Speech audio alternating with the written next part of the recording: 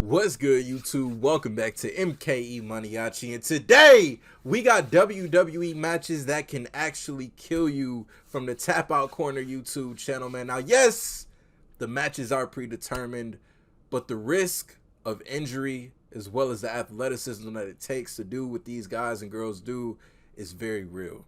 There's always room for error. There's always, and I know my mind, I always, when I watch wrestling, especially in like Hell in a Cell matches or Inferno matches, any type of match, my mind just goes to worst case scenario sometimes, which is why they always tell you don't try this at home.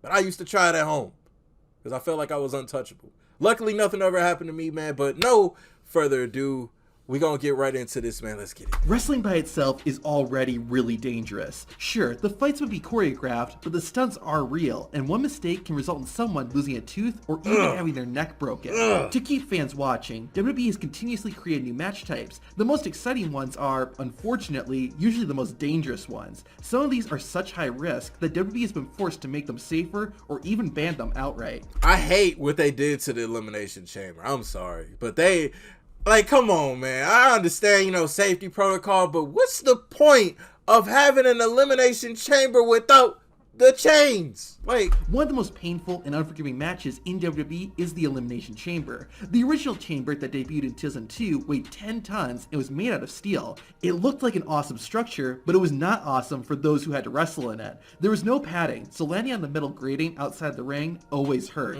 The other thing that made the Elimination Chamber dangerous was its height and shape. Wrestlers were able to climb to the top of the chamber pods, but there wasn't much space to move around. This made it difficult to hit high-flying moves properly. Rob Van Dam infamously landed on Triple H's throat during the first Elimination Chamber match because he had to crouch while on top of the pod. Dang. About 15 years later, in 2017, WWE redesigned the Elimination Chamber. The chamber was made taller, making it easier for wrestlers to perform moves from on top of the pods. WWE I never realized that it was taller. That is true. So it's okay. So it's pretty much like the size of a pod above the pod. I mean, don't get me wrong. Like, the outside construction looks really cool, but I just hate that they added the mat, though. I don't know. Made taller, making it easier for wrestlers to perform moves from on top of the pods. WWE also added padding, which made landing on the steel structure less painful. Yeah, Austin Theory would have died. Austin Theory would have died if the chamber was how it was back from 2002 to 17. Like, Austin Theory would have died from this. Like, I'm telling you. Landing on the steel structure less painful. Yeah. Just from its name, it's clear why the first blood match poses such a risk. The goal of the match is to make your opponent the first to bleed by any means necessary. The match is already dangerous because of the use of weapons. Yeah. But the real danger comes from the open wound. To bleed, wrestlers do actually cut their heads, usually using a small razor blade they hide in their boot or that a referee will give to them secretly. This can lead to infection, both for the wrestler with the open cut and anyone who comes in contact with the blood. This might be why WWE hasn't done a first blood match since 2008. Now, wrestlers have bled in other matches, but since someone needs to be busted wide open to win a first blood match, that's the reason it is so dangerous. Yeah. The ladder match is many people's First blood. It's been so long. I remember one of my favorite first blood matches was John Cena versus Kurt Angle. I want to say it was it the week before New Year's Revolution 06?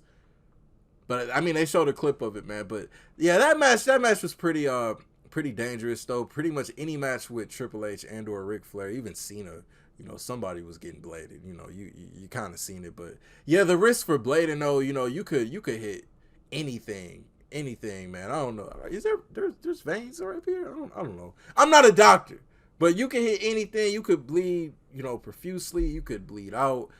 Yeah, it's very dangerous. Favorite match in all of wrestling. Part of the reason is because of the high risk the match presents. To win a ladder match, a wrestler has to grab whatever is hanging above the ring, usually a championship. While ladder matches can kind of be as dangerous as the wrestlers involved want them to be, there is always a certain level of risk, simply because you have to climb above the ring to win. Yeah. Another reason is due to how the ladder matches evolved over the years. Most ladder matches usually involve big, high-risk stunts, which the fans have come to expect to see. Yeah. This makes the match less safe, and we've seen many wrestlers suffer some painful injuries due to spots going wrong.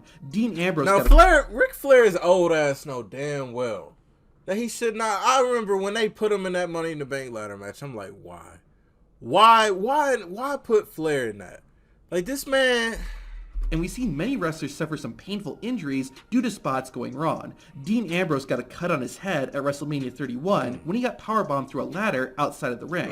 Of course, Joey Mercury's terrific facial injury I hate seeing this clip. shows exactly how wrong a ladder match can go. Another popular match type is Hell in a Cell. The ring is surrounded by a giant steel cage, and, as the name implies, all hell breaks loose. Similar to the ladder match, Hell in a Cell can sort of be as dangerous or as safe as wrestlers want to make it. However, the cell has caused so many injuries that it can't be ignored. Of course, the most famous is Mankind getting thrown off the structure in 1998 and accidentally falling through the top of the cell later in the match. Shane McMahon did something similar when he performed an elbow drop from the top of Hell in a Cell at WrestleMania 32. The impact caused McMahon's belly button to get blown out, among other injuries. The belly button, no? Oh my god, I remember this spot with Rikishi. In 2000, Rikishi fell straight down onto a truck and injured his hip, which never fully recovered. Even non-wrestlers aren't safe. At Judgment Day 2002, Chris Jericho fought Triple H inside Hell in a Cell. The referee, Tim White, got shoved into the wall of the cell, resulting in him injuring his shoulder and ending his career. Easily the most dangerous. It's crazy though, Hell in a Cell I feel like is the most dangerous match in just my opinion, you know, coming up.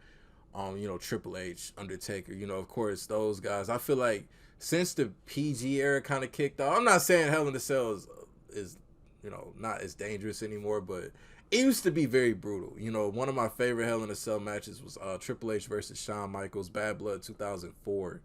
That match was incredible. It was brutal, man. Like, you expect the brutality, you expect the blood, you expect it, but you know, of course, the spots like Mick Foley or Mankind going through the top of the cell, extremely dangerous, man. That's stuff that we do on the video games, on WWE video games, man. We don't do that in real life.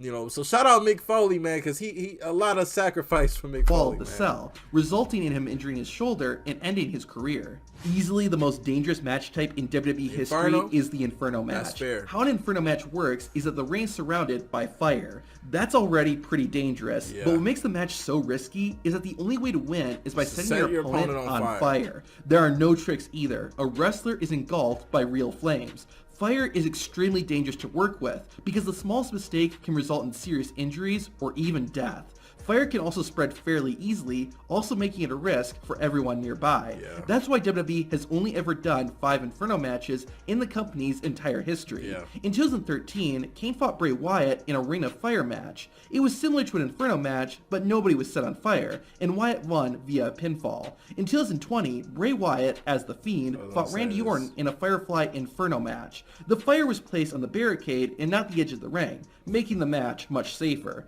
The match was also filmed and broadcast later, and no fans were in attendance. The Fiend did get set on fire, but all these precautions made the most recent Inferno match safer than the previous ones. That Inferno match with Randy and the Fiend, like, I remember watching it, you know. I mean, obviously you could tell it was filmed before because of some of the cinematics that they added to it. But I know they had fun with that one. You know, it was only right. You know, no fans in attendance, no one to be able to really call out, like, what happened. But yeah, like, yeah, it was, you know. The match was also filmed and broadcast later, and no fans were in attendance. The Fiend did get set on fire, but all these precautions made the most recent Inferno match safer than the previous ones. It's unlikely WWE will ever do an Inferno match again, but if they do, it'll likely be similar to what Orton and The Fiend did, or the Ring of Fire match. Which WWE weapons are the safest, and which are the most dangerous? We rank them, and the results will surprise you. Alright, so what match do y'all feel is the most dangerous match in the entire world of professional wrestling? Comment it down below. I know ECW has some crazy matches, like absurd matches back in the 90s, but y'all let me know, man. If y'all new to the channel, hit that subscribe button for me. Thank you for watching MKE Maniaci. I'm out.